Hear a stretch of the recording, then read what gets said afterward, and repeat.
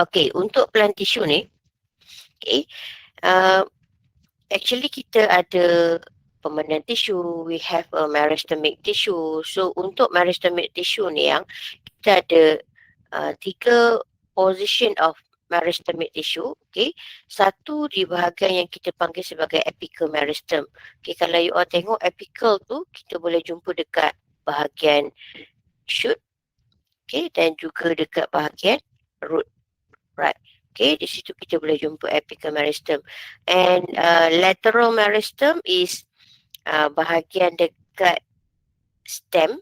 Okay, di situ biasanya terdapatnya lateral meristem, and then the intercalary meristem pula, okay, biasanya kita akan jumpa dia pada pokok dekat bahagian yang ada nodes, right? Okay, nanti kita akan tengok detail lah, okay, berkenaan dengan apical, lateral dan juga intercalary meristem.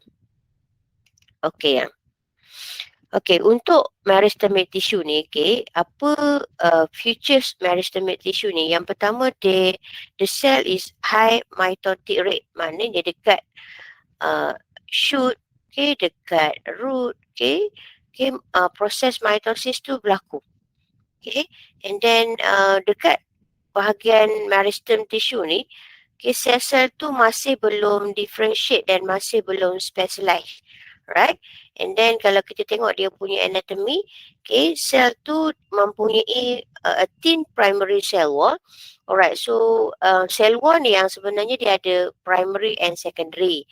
Okay, so in these cases, alright, okay, meristemic tissue hanya mempunyai a thin primary cell wall. Okay, dia masih mempunyai small vacuole, okay, large nucleus, okay, and dense, right. Okay, itu features, okay, untuk meristemic tissue. Right. Okay, so kita tengok apical meristem. Okay, di mana kita boleh jumpa apical meristem? Okay, satu tadi dekat roots lah. Okay, dekat roots, and then juga dekat shoot. Right. Okay, sebab tu kalau kita tengok, akar tu boleh memanjang dan pucuk tu pun boleh memanjang. Kenapa dia boleh grow? Right, sebab di situ sel-sel yang membentuk the shoot tip hujung yang ya, dan juga the root tip hujung akar dan hujung pucuk tu masih menjalankan cell division, means masih mengalami mitosis. Sebab tu dia di bahagian tu, okay, growth masih boleh berlaku, means elongation of plant boleh berlaku dekat bahagian pucuk dan juga bahagian akar. Alright. Okay. Seterusnya adalah lateral meristem. Okay, untuk lateral meristem ni kita ada dua, okay, bahagian, iaitu vascular cambium dan juga cork cambium. Okay, gambar ni adalah kerata rentas stem. Okay, so mana yang dikatakan sebagai vascular cambium? Kalau kita tengok, maknanya vascular cambium tu adalah salah satu, okay, layers yang membentuk stem. Cork cambium pun sama. Okay, dia juga adalah, kalau kita tengok, salah satu layers yang membentuk kita punya stem lah. Right. Okay. Kalau kita tengok vascular cambium ni yang, okay, dia punya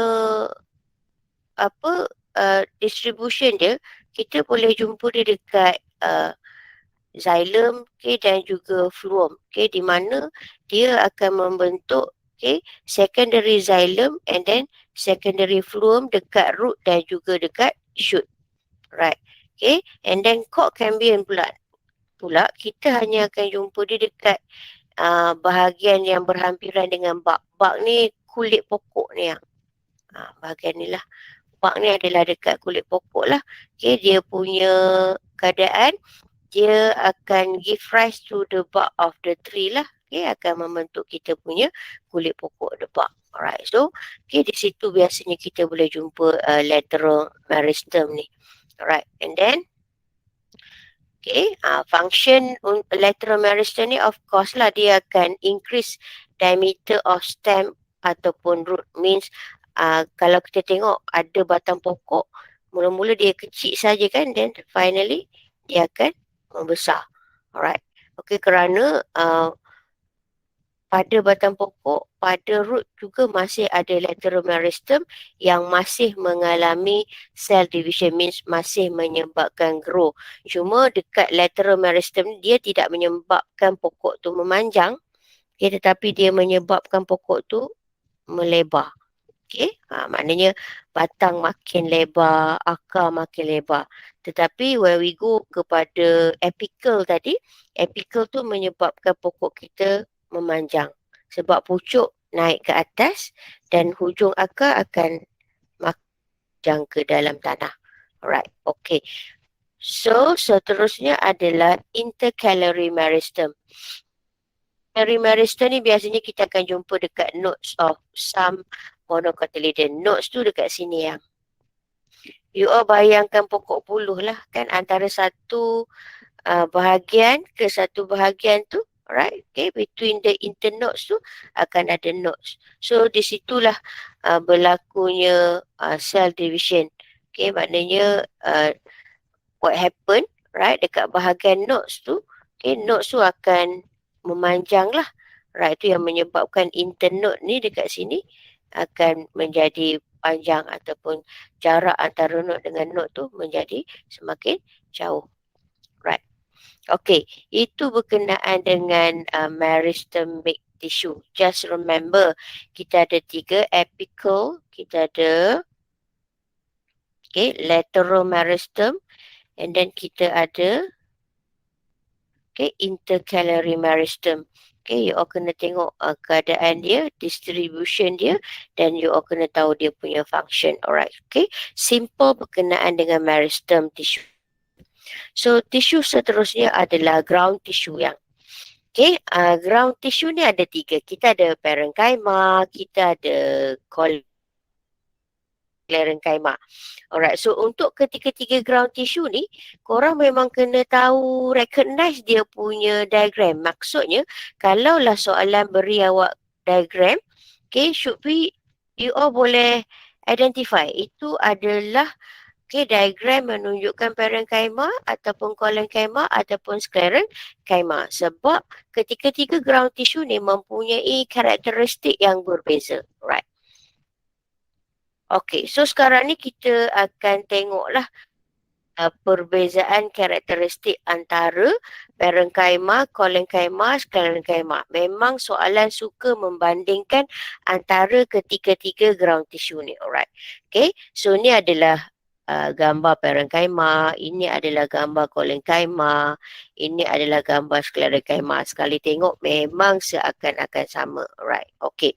So perkara pertama yang kita kena tahu tentang ground tissue ni adalah sel yang membentuk ground tissue ni adalah living cell ataupun death cell. Okay, apa maksud living and death cell tu? Bukan maksud death cell tu sel tu mati, tidak. Tetapi it's regarding to the presence of nucleus. Okay, kalau sel itu mempunyai nucleus, so we said that sel itu adalah living cell. Tetapi kalau sel itu tidak mempunyai nukleus, so kita katakan bahawa sel itu is death cell. Antara ketiga-tiga ground tissue ni yang, alright, parenchyma dan juga collenchyma mempunyai living cell. Tetapi sclerenchyma dia adalah satu-satunya ground tissue yang mempunyai death cell. Right. Okay, itu satu cara you all nak identify gambar yang diberi itu adakah parenchyma, collenchyma, sclerenchyma. You all boleh tengok kehadiran nukleus sebab hanya sclerenchyma sahaja yang tidak mempunyai death cell. Okay, itu satu. Okay, kita tengok karakteristik seterusnya. Okay, berdasarkan bentuk, shape of the cell. Kalau kita tengok parenchyma yang shape dia macam rounded kan, isodiametric, bulat-bulat macam ni. And then kita boleh nampak dekat tengah dia tu, okay, mempunyai large central vacuole. Right, okay. So parenchyma ni sel dia lebih bulat-bulat-bulat. Berbanding kalau kita tengok collenchyma yang, parenchyma ni bentuk dia lebih polygonal. Berbentuk macam tu. tu masuk polygonal lah. Macam ni. Tu masuk polygonal. Kalau parenchyma tu dia bulat macam tu je. Alright. Okay. Right. And then satu lagi yang istimewanya pada collenchyma dengan sclerenchyma, okay, dia punya bentuk sel, okay, elongated with tapering end. Maksud elongated with tapering end tu hujung dia, nampak? Ni. Okay, hujung dia tapered lah. Maknanya bukan bulat macam tu. Right? Itu bentuk collenchyma dengan sclerenchyma. Ingat, parenchyma rounded, isodiametric bulat. Okay, kalau collenchyma, sclerenchyma polygonal, dan dia mempunyai end yang tapered sedikit. Okay, a tapering end. Alright, itu dari segi dia punya bentuk sel. Okay, karakter seterusnya adalah cell arrangement. Maksudnya susunan sel-sel yang membentuk tisu tu. Okay, right. So, kalau kita tengok untuk parenchyma yang, okay, sel-sel parenchyma ni, nampak? They are loosely arranged. Maknanya, antara sel-sel tu dia macam tersusun agak longgar antara satu sama lain. Sebab tu bila kita tengok pada parenchyma tisu ni ya, dia akan membentuk intercellular space, mean rongga. Okay, kalau awak tengok kat sini nampak tak? Antara sel ni ada bahagian putih-putih ni kan? Itu yang dikatakan intercellular airspace. Okay, kenapa terbentuknya intercellular airspace tu? Sebab okay, the cell is loosely arranged. Dia tak padat-padat. Dia longgar. Okay, antara satu sama lain. Okay, berbanding dengan collenchyma dan juga sclerenchyma ni yang. Okay, kalau collenchyma, they are closely packed. Means susunan sel-sel tu agak rapat. Okay, sclerenchyma pun sama. Susunan sel-sel tu is rapat. Cuma sclerenchyma susunan dia lebih rapat dan padat. Nampak? Kalau collenchyma tu saya tulis closely packed kan. Tetapi sclerenchyma tu saya tulis closely tightly arranged. Okay, maknanya sangat-sangat rapat. So, disebabkan collenchyma ni, dia punya susunan sel tu is close. Okay, sometimes, okay, pada collenchyma tisu ni, okay, hanya ada little and few intercellular space berbanding intercellular air space di dalam parenchyma. Alright, okay. Kadang-kadang ada, kalau ada pun sedikit, tetapi when we go to sclerenchyma, disebabkan dia sangat rapat, sangat padat, so biasanya kita takkan jumpa langsung intercellular space, okay, pada sclerenchyma. Okay, ini pun satu cara kita boleh recognize antara parenchyma, collenchyma dengan sclerenchyma. Di mana parenchyma ni susunan sel dia agak loosely dan kita boleh nampak kehadiran intercellular space, right? Okay, itu regarding to the cell arrangement, right? So we go to another characteristic. Okay, right. This is about the cell wall. Saya ada maklum tadi cell wall ni sebenarnya dia ada dua layer, primary and a secondary cell wall, right? So dalam parenchyma yang, okay, parenchyma hanya mempunyai thin primary cell wall, and dia tidak ada, nampak? Dia tidak ada collenchyma, nampak? Collenchyma pun ada primary, cuma beza dia, okay, collenchyma punya primary cell is thicker. Nampak? Kalau parenchyma tadi, primary cell dia thin saja. Tetapi kalau collenchyma ni, primary cell dia adalah thicker. Nampak? Right? Collenchyma pun sama, dia tidak ada secondary cell wall. So parenchyma dengan collenchyma sama, hanya mempunyai primary cell wall, cuma perbezaan dia parenchyma punya primary cell wall thin, tetapi collenchyma punya primary cell wall is thicker. Right? Kedua-dua tidak mempunyai secondary cell wall, right? And then untuk collenchyma ni, okay, kalau kita tengok dia punya structure, memang dia ada evenly thickened at the corner lah, dekat ujung ni. Okay, dia ada penebalan dekat bahagian corner dia tu, right? Okay, so kita tengok sclerenchyma. dia berbeza dengan parent dengan colon. Okay, sebab sclerenchyma primary cell wall dia ada, secondary cell wall dia ada. Alright, di mana secondary cell wall dia ni, okay, tebal, okay, and then lignify. Okay, dan biasanya, okay, disebabkan dia tebal and lignify, akan terbentuknya simple pit. Pits ni macam laluan lah, macam lubang, okay, pada secondary cell wall dia tu. Alright, that's why nanti kalau kita tengok bahagian-bahagian pokok yang terbina daripada sclerenchyma ni, okay, dia akan mempunyai pits lah, okay, ruang-ruang ataupun lubang-lubang antara dia punya sel, right? Okay, ini dari segi cell wall. Okay, parenchyma, collenchyma hanya ada primary cell wall. Beza parenchyma, dia punya primary cell wall thin. Collenchyma, primary cell wall dia thicker. Kedua-dua tidak ada secondary cell wall, but okay, sclerenchyma mempunyai kedua-dua lah, primary and secondary cell wall. Right. Okay. So next karakteristik adalah jenis. Okay, parenchyma, collenchyma tak ada banyak jenis, hanya ada satu jenis sajalah untuk setiap. Tetapi sclerenchyma, okay, dia ada jenis fibers dan juga dia ada jenis sclerite. Okay, nanti kita tengok mana yang kita boleh jumpa fibers dan juga sclerite. Alright, okay. So biasanya parenchyma ni kita akan jumpa dekat phloem ada, okay, dekat xylem. Maknanya phloem dengan xylem kita tu terdiri daripada parenchyma. Dekat cortex, okay, pun dekat akar kita pun ada tisu-tisu parenchyma ni. Kalau collenchyma ni, okay, biasanya dia lebih dekat below epidermis in stem, di bawah lapisan kulit stem lah, and petioles of leaf, okay, dekat bahagian daun. Right, and then sclerenchyma ni, kalau jenis fibers ni yang, okay, dia membentuk vessel element, right, and trachea of the xylem.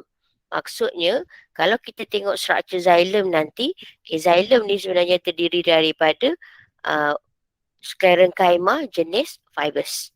Right, manakala sclerite ni, okay, jenis sclerenchyma jenis sclerite ni, biasanya dia membentuk testa, kulit biji benih. Kalau you all pernah gigit biji ada, paling mudah you all makan apple ada seed warna hitam tu kan. Alright, so kulit biji benih tu, testa tu keras kerana dia punya tisu yang membentuk testa tu adalah sclerenchyma jenis sclerite. Alright, so ini taburan di mana kita boleh jumpa tisu jenis parenchyma, collenchyma dan juga sclerenchyma. Alright. Okay, so plant tissue yang terakhir yang kita kena tissue. So seperti yang you all dah maklum, kita pun dah buat eksperimen plant tissue, right? Okay, vascular tissue ni is merujuk kepada xylem dan juga phloem. Alright. Okay, cuma at this time kita nak tengok sedikit detail lah. Okay, structure xylem kita, okay, structure phloem kita, okay, dan juga function xylem dan juga function phloem. Alright. Okay, xylem ni yang dia ada dua. Okay, sama ada dia dalam keadaan trachea ataupun dia dalam keadaan vessel element. Maknanya vessel element ni adalah xylem. Trachea ni juga adalah xylem. Alright. Apakah persamaan antara vessel element dengan trachea? Disebabkan kedua-dua ni adalah xylem. So, both are non-living. Maknanya trachea dengan vessel element ni, kalau kita tengok sel dia, dia tidak ada nukleus. Okay, sebab dia ada sel. Okay, kedua-dua ni tebal, thick. Alright. Dan permukaan dia, okay, is lignified. Okay, because it consists of secondary cell wall. Nampak tak? Ingat tak tadi xylem kita adalah parent jenis sclerenchyma, right? Sclerenchyma kan dia mempunyai lignified secondary cell wall. Alright, and then okay, xylem kita juga, okay, means vessel element dengan trachea kita pun mempunyai pits. Tapi function untuk membenarkan pergerakan water lah, kalau kita tengok dalam gambar ni, ni lubang-lubang ni yang kita nampak. Itu adalah what is about your xylem. Okay. Sekolah rendah kita dah tahu transporting water dengan minerals ion. And then satu lagi dia punya similarity sampingan dia, kedua-dua akan bertindak sebagai supporting tissue. Right. Baik, yang penting xylem kita ni is involved in transporting of water and minerals ion. Right. Okay. Tadi dia punya similarity. Okay, then kita kena tengok sedikit lah differences antara trachea dan juga vessel element kita. Alright. Okay, kalau kita tengok keadaan trachea dengan vessel element kita ni, yang trachea kita ni dia lebih panjang. Kan? Nampak tak? Dia lebih longer. Okay, berbanding dengan vessel element yang lebih shorter. Alright. Okay. And then bila kita tengok dia punya lumen means rongga dekat dalam ni dalam ni, yang dalam kita punya vessel element ni dengan dalam kita punya trachea ni, dia bukan compact tau, dia ada space. Right.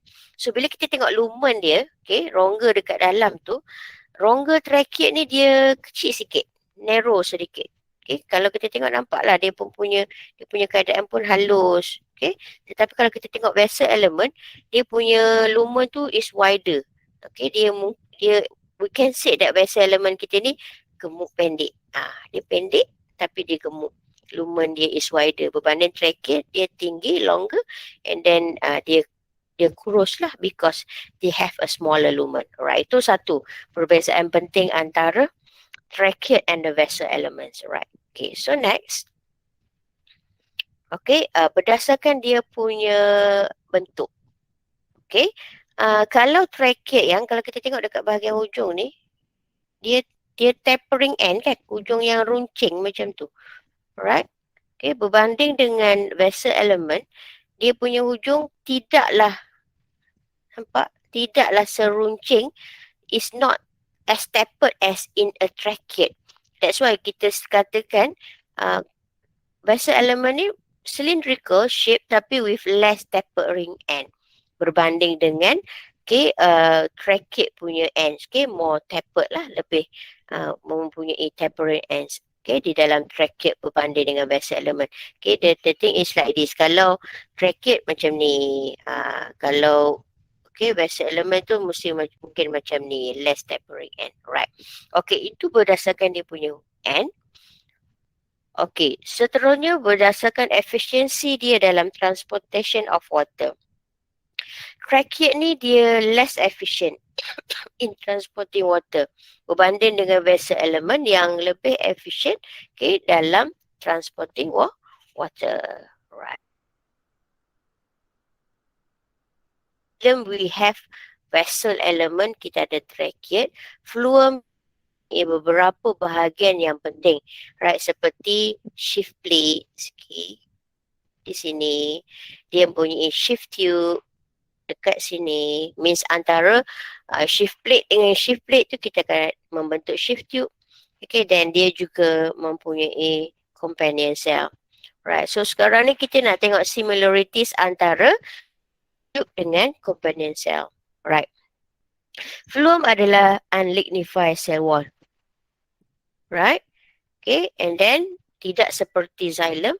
Okay, the xylem mempunyai peaks, right? Tetapi phloem dia tak ada peaks.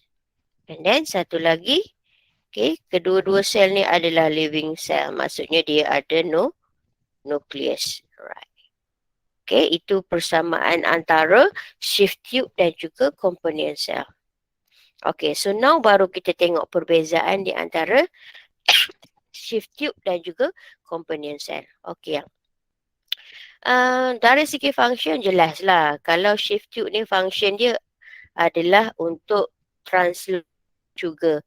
Means translocate the sucrose yang tekan dekat leaf, dekat daun, ke bahagian pokok yang memerlukan the sucrose lah.